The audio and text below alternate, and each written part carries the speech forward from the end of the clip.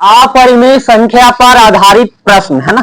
तो समझने का प्रयास करेंगे कि आखिर अपरिमेय संख्या क्या है। हालांकि अपरिमेय संख्या हम पहले की ही क्लासेज में क्या कर चुके हैं, बता चुके हैं। ध्यान दो बोर्ड पे कि अपरिमेय संख्या होता क्या है। यदि आपसे कोई पूछे कि अपरिमेय संख्या होता क्या है, किसको कहते हैं, तो अपरिमेय संख्या का मतलब होता है कि वैसी संख्या जिसका पूर्ण वर्गमूल नहीं निकाला जा सकता है, उसको हम लोग क्या कहेंगे, अपरिमेय संख्या कहेंगे। यानी कहने का मतलब है कि यहां पर एक ऐसा एग्जाम्पल लिखें जिसका पूरी वर्गमूल नहीं निकाला जा सकता है, उसको हम लोग क्या कहेंगे, अपरिमेय संख्या कहेंगे। जैसे √3 को जब हम लोग अगर वर्गमूल निकालने का प्रयास करेंगे तो बिना डेसिमल लगाए इसका हम लोग आंसर नहीं निकाल पाएंगे। यानी ऐसी कोई संख्या नहीं है, ऐसी कोई संख्या नहीं है जिसको 2 बार लिख के गुना करेंगे तो √3 आएगा। ऐसे भी पहचान सकते हैं नहीं। जैसे मेरी बात सुनो, मैंने लिखा है √4, तो √4 रूट में तो है लेकिन ये अपरिमेय नहीं है। क्यों भाई, क्यों नहीं है? हम बोल रहे हैं कि ऐसी दो संख्या खोजना है जिसको, ऐसी संख्या खोजना है जिसको 2 बार लिख के अगर गुणा करेंगे और यही वाला नंबर प्राप्त हो जाएगा, then we can say this is a rational number. कैसा है, परिमेय संख्या है। तो √4 है ना, तो 4 को देखो क्या लिखेंगे, 2 एक ऐसी संख्या है जिसको 2 बार लिखेंगे तो 2 दूनी 4 हो जाएगा। क्या 3 में ऐसा संभव है? नहीं है। क्या 5 में ऐसा संभव है? नहीं है।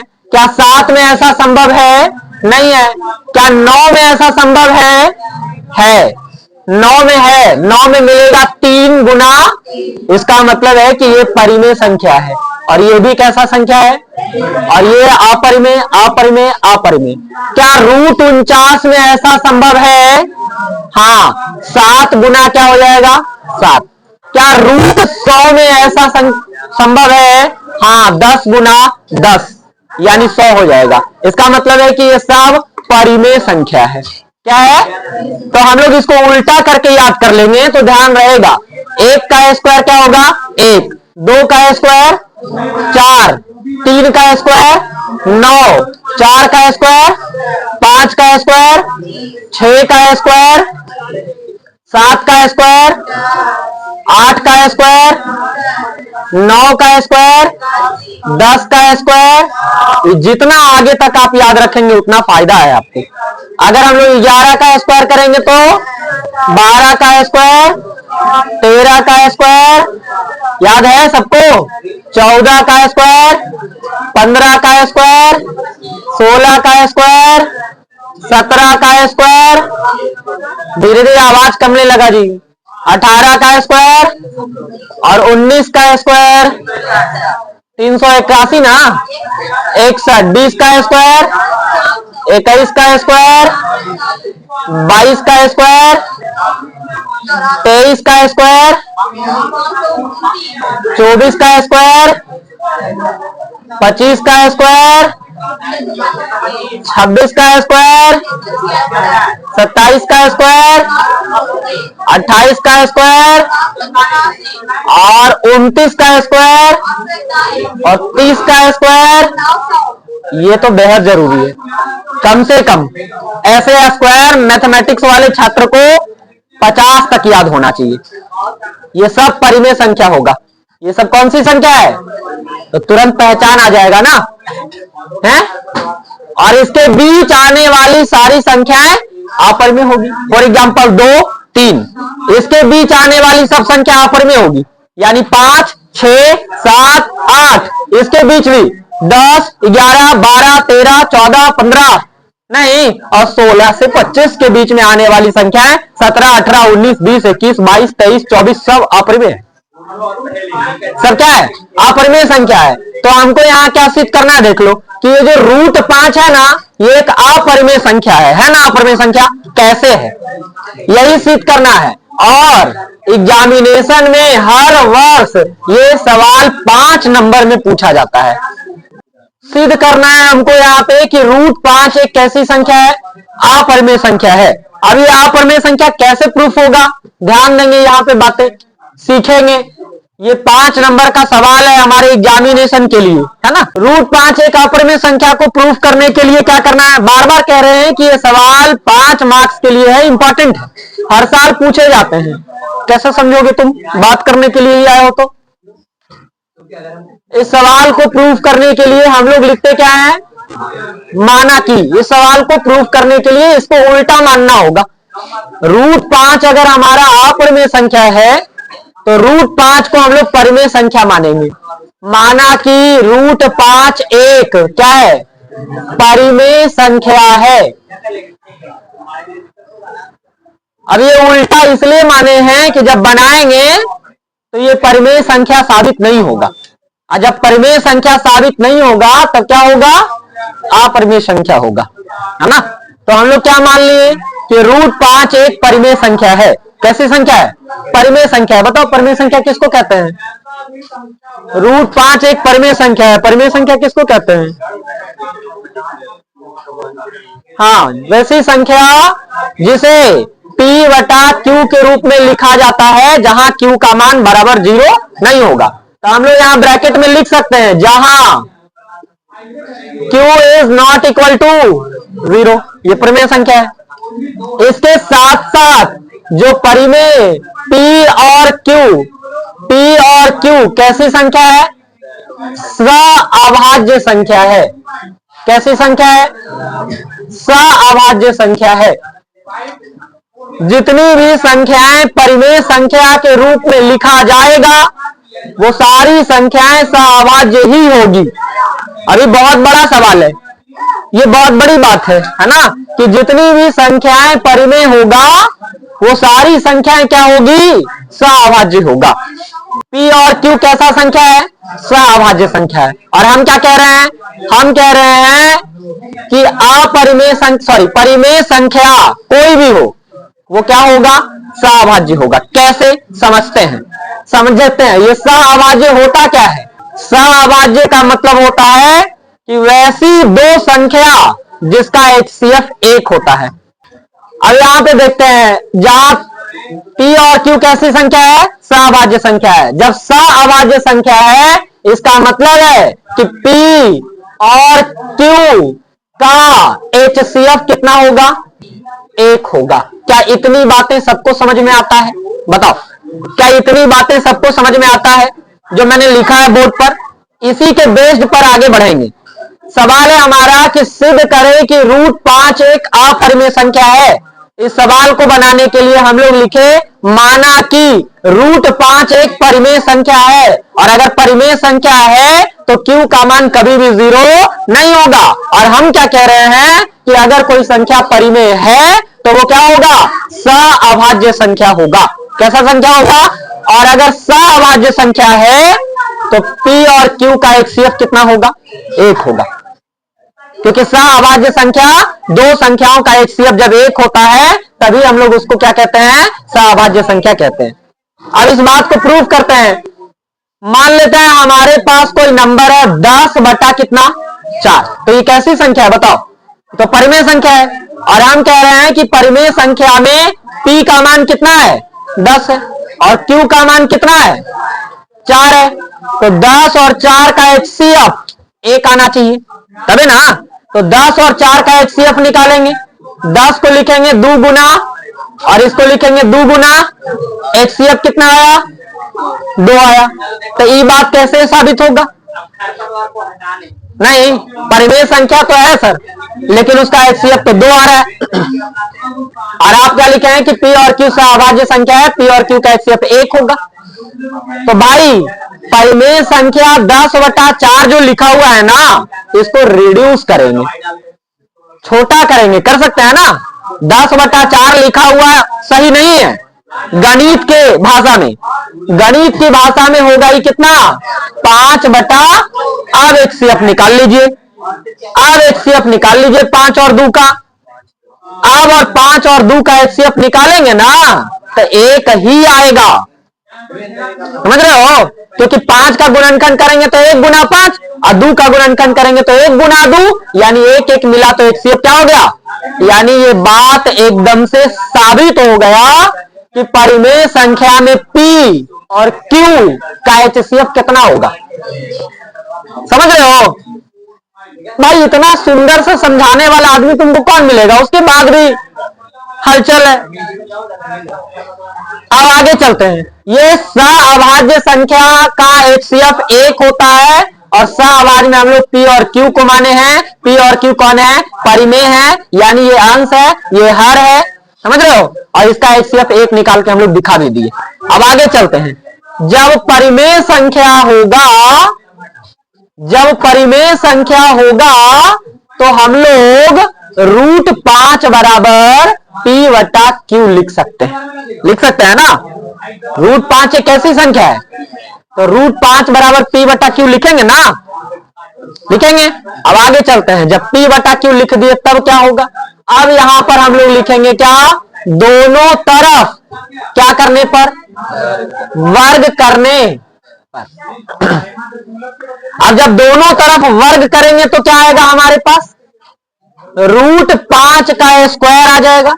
अब बराबर P बटा Q का स्क्वायर। सर वर्ग क्यों किए हैं? तो हम लोग समीकरण में कुछ भी कर सकते हैं।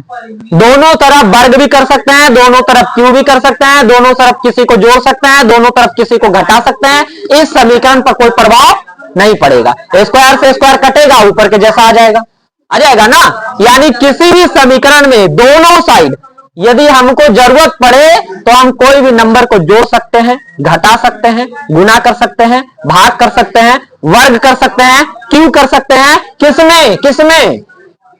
समीकरण में, किसी और नंबर में नहीं। ये नहीं कि कोई नंबर लिखा हुआ है 23x, तो इसमें हम लोग को जोड़ देंगे, घटा देंगे, नहीं। अगर 23x बराबर 12 लिखा हुआ है ना, तब आप इसमें 3 से भागा करो ना, कोई दिक्कत नहीं, कोई रोक लेगा भागा करने से? कर सकते हैं, सही है। आप चाहो तो इधर 3 से गुना, इधर 3 से गुना, आप चाहो तो इधर 20 से गुना। ये 23x बराबर 12 है, इसमें कोई चेंज नहीं है। समझ रहे हो बात? तो चलो आगे चलते हैं। जब वर्ग कर दिए तो स्क्वायर से रूट कट जाएगा, और जैसे ही स्क्वायर से रूट कटेगा तो ये हो जाएंगे क्या? 5। ये क्या हो जाएंगे? 5। और ये क्या हो जाएगा? P स्क्वायर बटा क्या? Q square. P स्क्वायर बटा Q स्क्वायर। अगर हम यहां से Q स्क्वायर का मान निकालना चाहेंगे, किसका? Q स्क्वायर का मान निकालना चाहेंगे तो क्या आएगा बताओ? अगर यहां से हम लोग Q स्क्वायर का मान निकालना चाहेंगे तो क्या आएगा बताओ? अरे Q स्क्वायर का जब मान निकालेंगे तो कैसे निकलेगा? 5 बराबर P स्क्वायर बटा Q स्क्वायर है। मल्टीप्लाई करेंगे 5 को Q स्क्वायर में, 5 Q स्क्वायर बराबर क्या आएगा? P square. अब जब यहां से Q स्क्वायर को निकालेंगे तो 5 प्लस में है कि माइनस में जाएगा? गुना में है ना। तो जब गुना में है तो कहां जाएगा? कैसे बता रहे हैं आप लोग? चलिए देखते हैं यहाँ पे। तो Q स्क्वायर बराबर क्या आ गया? P स्क्वायर बटा 5। मेरी बात सुनो, ये जो हम लोग P स्क्वायर बटा 5 लिखे हैं ना, इसका क्या मतलब है? इस P स्क्वायर बटा 5 जो लिखा हुआ है, इसका क्या मतलब है? इसका मतलब है कि P स्क्वायर कोई नंबर है जिसको 5 विभाजित करती है, काट देती है। 5 भागा में है ना, 5 क्या चीज में है? भागा में है। इसका मतलब है कि P स्क्वायर कौन? P स्क्वायर 5 का या 5 से क्या है? विभाज्य है ना, विभाज्य। अरे 5 से भागा मतलब क्या होता है? विभाज्य। समझ रहे हो? P स्क्वायर 5 से क्या है? विभाज्य। और किसी का स्क्वायर अगर 5 से विभाज्य है तो उसका होल नंबर भी है ना, होल नंबर भी P स्क्वायर 5 से विभाज्य है, तो P भी 5 से क्या होगा? विभाज्य होगा। P भी क्या होगा? 5 से। ये क्या बात बोले हैं? समझा रहे हैं। हमारे पास कोई नंबर है 10, क्या है? 10 का स्क्वायर है, 10 का, और ये 5 से कट रहा है। 5 से क्या हो रहा है? कट रहा है ना। देख लो 10 का स्क्वायर कितना होगा? अब बटा 5 तो कट गया ना। हम कह रहे हैं कि 10 का स्क्वायर जब 5 से कटेगा तो 10 भी 5 से कटेगा, यही बात कह रहे हैं हम। कटेगा नहीं कटेगा देखो, तो यही बात है ना यहाँ पे। अगर पी स्क्वायर 5 से विभाज्य है तो पी भी 5 से विभाज्य होगा। पी भी 5 से क्या होगा? अब मेरी अभी जो लाइन लिखेंगे बड़ा तगड़ा सा लाइन है नीचे में, इसलिए क्या लिखे यहां पे? इसलिए अब ये जो 5 से विभाज्य हो रहा है ना बार बार, हम लोग इसको मान लेंगे, इसको कुछ मान लेंगे। क्या मान लेंगे भाई? यही बात करना है। क्या मान लेंगे? तो हम लोग P बराबर 5C मानेंगे। अब ये क्या है इसको समझते हैं। ये बहुत डेंजर बात है, इतना समझना, और बहुत समझोगे तभी समझ आएगा। अभी क्या है? ये क्या है? P बराबर जो हम 5C लिखे हैं ये क्या है? सुनो सुनो, P 5 से विभाज्य है, विभाज्य है ना। तो हम कह रहे हैं कि सुनो, जहां C एक पूर्णांक है, अभी समझाते हैं, इसी को समझना है। ये जो C है ना, इस C के जगह पर कोई भी नंबर आप रख दो, कोई भी नंबर है ना, तो वो सारे नंबर 5 से क्या होंगे? विभाज्य ही होंगे, क्योंकि 5 लगा दिए ना। अब 5 के साथ कोई भी नंबर लगा लीजिए आप, वो सब P को क्या कर देगा? काट देगा। कटेगा ना, क्योंकि P कितना से कट रहा है? 5 से। अब 5 हम लोग अगर लगा देंगे तो वो विभाजित रहेगा। 5 के अलावा कोई और नंबर लगा देंगे गुना में भी तो भी कोई प्रॉब्लम नहीं है। तो हम लोग P बराबर क्या लिख दिए? 5C। अब यहां देखो, P का मान किसका? P का मान समीकरण फर्स्ट में देने पर, समीकरण फर्स्ट में देने पर। अब फर्स्ट कहां है हमारा बताओ? ये वाला माने हैं। इसकी वैल्यू क्या है पहले लिखो, क्यू स्क्वायर बराबर क्या है? पी स्क्वायर बटा 5। अब यहां मान रखेंगे क्यू स्क्वायर बराबर पी स्क्वायर है ना, तो 5C का होल स्क्वायर बटा में कौन? ध्यान दो, क्यू स्क्वायर बराबर क्या हो जाएगा? 25C square. अब बटा में क्या हो गया? 5 हो गया। बटा में क्या? 5। अब इसको काट दो, 5 बचे क्या आ गया? क्यू स्क्वायर बराबर 5C स्क्वायर। यहां से C स्क्वायर का अगर मान निकालेंगे तो क्या आएगा? 5 बटा क्यू स्क्वायर। क्या मतलब है इसका? अभी समझाए थे। इसका मतलब क्या है? इसका मतलब है कि क्यू स्क्वायर 5 से क्या है? 5 से क्या है? विभाज्य है। और जब क्यू स्क्वायर 5 से विभाज्य है तो क्यू भी 5 से विभाज्य होगा। अब बस अब अंतिम लाइन पर है, समझो। क्यू भी 5 से क्या होगा? विभाज्य होगा। अब सुनो सुनो मेरी बात सुनो, P कितना से विभाज्य है? 5 से। और Q भी कितना से विभाज्य है? तो P और Q का गुणनखंड कौन होगा? 5 होगा। होगा ना, गुणनखंड 5 होगा। माने दोनों में 5 बराबर आ रहा है। माने P का जब हम लोग गुणनखंड तोड़ेंगे तो 5 गुना कुछ नंबर है, Q का जब गुणनखंड करेंगे तो 5 गुना कुछ नंबर है। इसका मतलब इसका HCF कितना आने वाला है? 5 आने वाला है ना। तो P और Q का HCF कितना हो जाएगा? अब मैंने क्या कहा है? P और Q का HCF कितना आना चाहिए, लेकिन यहाँ P और Q का HCF कितना आ रहा है? इसलिए ये जो हम लोग √5 एक परिमेय संख्या माने हैं, ये बात गलत है ना? गलत काहे गलत हुआ? ये साबित हो रहा है ना, क्योंकि गलत इसलिए है कि P और Q का HCF आप लिखे हैं 1, लेकिन आ रहा है P और Q का HCF 5, इसलिए पूरा बात क्या है? गलत है। हमारा मानना क्या है? गलत है। इसीलिए √5 एक कैसी संख्या होगी? अपरिमेय संख्या होगा ना। क्यू स्क्वायर बटा 5, हाँ यही बात लिखना चाह रहे हैं हम। तभी तो होगा कि क्यू स्क्वायर 5 से विभाज्य है और Q भी 5 से क्या होगा? विभाज्य होगा। समझ में आ रहा है ना ये बातें? अब इधर P और Q का गुणनखंड कितना हो गया? 5 हो गया, क्योंकि ये उभयनिष्ठ गुणनखंड आ रहा है, इसमें भी 5 और इसमें भी 5 है ना। तो इसका मतलब है, यहां लिखेंगे अब नीचे, अतः मेरा मानना क्या है? गलत है। मेरा मानना गलत है। जब मेरा मानना गलत है, इसलिए √5 एक कैसी संख्या है? अपरिमेय संख्या है। ये साबित हो गया। अब मेरी बात सुनो, जरूरी नहीं है कि यही सवाल एग्जाम में √5 ही आए। इस √5 के जगह पे √7 भी हो सकता है। इस रूट 7 की जगह पे रूट 11 भी हो सकता है, रूट 15 भी हो सकता है, रूट 19 भी हो सकता है, रूट 13 भी हो सकता है। भाई सारे सवाल का सॉल्यूशन यही है, बस यहां 5 की जगह पर 7 हो जाएगा। अभी देखो मान लेते हैं इसको 7 से हमको करवाना है, तो अभी देख लो, ध्यान दो, मैंने क्या लिखा, सिद्ध करें कि रूट 7 एक अपरिमेय संख्या। दूसरा सवाल आ गया, ध्यान दो, एक बार और ध्यान दो और समझने का प्रयास करो कि कैसे कैसे प्रूफ हुआ। माना कि रूट 7 एक परिमेय संख्या है जहां q बराबर नहीं 0, p और q सहभाज्य संख्या है, p और q का HCF 1 होगा। किसने कहा कि p और q सहभाज्य होगा? तो बताए तो हम कि जितने भी परिमेय संख्या होंगे उसमें p और q का मान का HCF 1 ही होगा। कोई भी नंबर बोल लो अपने मुंह से, और अभी दिखाए थे हम, कोई भी नंबर अगर तुम परिमेय संख्या में बोलोगे उसका HCF 1 आएगा, लेकिन हाँ एक शर्त है, अगर यहां 30/45 लिख दिया जाए, या ये तो गलत हो जाएगा ना, 30/24 लिख दिया जाए तो भले इसका HCF दूसरा आ जाएगा अभी, लेकिन सबसे पहले इसको कहां, लोएस्ट टर्म में लेके जाना है, रिड्यूस करना है, इसको छोटा करना है, होगा ना, देन आपको HCF निकालना, छोटा करने के बाद तब उसका HCF कितना आएगा, 1 आएगा। समझ रहे हो?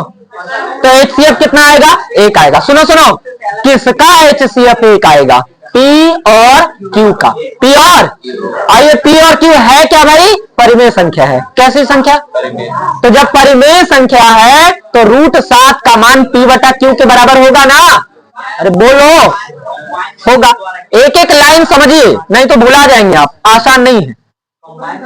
दोनों तरफ स्क्वायर करने पर, जब स्क्वायर करेंगे तो क्या हो जाएगा, यहां पे बताओ, 7 का स्क्वायर बराबर P स्क्वायर बटा Q स्क्वायर। यहां कितना लिखा जाएगा, 7 लिखा जाएगा। तो Q स्क्वायर का मान P स्क्वायर बटा, ये रट जाता है बच्चा, रट जाता है, समझने के साथ साथ रट गया लाइन में। तो Q स्क्वायर का मान P स्क्वायर बटा क्या आ गया, 7। अब ये 7 का मतलब क्या है, ये 7 क्या बता रहे हैं, ये 7 बता रहा है कि P स्क्वायर जो है ना, P स्क्वायर वो 7 से विभाज्य है ना। तो यहां देखो, P स्क्वायर किससे विभाज्य है, किसी को कंफ्यूजन है, भागा में जब नंबर है तो उसको विभाज्य ही तो बोलते हैं। अब जब P स्क्वायर 7 से विभाज्य है तो P भी 7 से विभाज्य होगा, कोई रोक नहीं पाएगा। अगर किसी का स्क्वायर 7 से विभाज्य है तो उसका होल नंबर भी 7 से विभाज्य होगा। भाई होगा कि नहीं होगा, अभी तो बताए थे एग्जाम्पल, अभी तो एग्जाम्पल बताए थे। मान लेते हैं हमारे पास कोई नंबर है, हमारे पास कोई नंबर है 14, क्या है, और ये 14 किससे विभाज्य है, 7 से, तो 14 का स्क्वायर भी 7 से विभाज्य ही होगा। 2 बार 14 लिख देंगे तो ना कटेगा क्या, 7 दूनी 14 ही कटेंगे, और ये भी कटेगा। इसका मतलब क्या है, किसी का स्क्वायर अगर 7 से कट रहा है तो उसका ओरिजिनल नंबर भी 7 से कटेगा। चलो आगे चलते हैं, हम क्या बोले, जब सब 7 से कट रहा है तो P का मान क्या होगा, 7C। C के जगह पे कोई नंबर रख लो, उसे कोई मतलब नहीं है। और ये P बराबर जो 7C आया ना, इसी P का मान समीकरण फर्स्ट में क्या कर देना है, रख देना है। समीकरण फर्स्ट यहाँ पे, समीकरण फर्स्ट है Q स्क्वायर बराबर P स्क्वायर बटा 7। अब यहाँ पे तुमको क्या करना है, P का मान कितना रखना है, P का मान 7C, P का मान, तो Q स्क्वायर बराबर P के जगह पे क्या रख दिए, 7C का स्क्वायर। जब 7C का स्क्वायर रखेंगे तो ये क्या हो जाएगा, 49C स्क्वायर होगा ना, और नीचे कौन रहेगा, 7, और यहां भी क्या रहेगा, 7। काट दिए तो 7 सत्य क्या आ गया, अरे 7 ही आएगा। ऐसा लॉजिक है ना कि दोनों गने क्या आ जाएगा, 7 आ जाएगा। इस 7 का क्या मतलब है, इसका मतलब है कि Q स्क्वायर 7 से विभाज्य है तो Q भी 7 से विभाज्य होगा। अब बताओ बाबू कि जब P भी 7 से विभाज्य है और Q भी 7 से विभाज्य है, दोनों जब 7 से विभाज्य है तो P और Q का गुणनखंड क्या होगा, 7 होगा। और जब P और Q के गुणनखंड 7 होगा तो HCF 7 आ जाएगा। HCF क्या आ जाएगा, आप यहां लिख भी सकते हैं कि P और Q का HCF कितना है, 7 है। P और Q का HCF नहीं लिखेंगे तो कोई दिक्कत नहीं है, P और Q का गुणनखंड 7 होगा। और जब P और Q का गुणनखंड 7 होगा तो आप यहां लिख सकते हैं कि P एंड Q का HCF कितना हो गया, 7 हो गया। और यहां HCF कितना आना चाहिए, अतः हमारा मानना क्या है, गलत है। इसीलिए √7 एक परिमेय संख्या होगा। क्या इतनी बातें समझ में आया? अगर √11 रहेगा तब क्या होगा, वैसे ही होंगे ना। हाँ, √15 रहेगा तो ऐसे ही होंगे ना। तो तुम लोग √11 का बना के बोर्ड कॉपी पे लिखो, सिद्ध करें कि √11 एक अपरिमेय संख्या है, ये कॉपी में लिखो।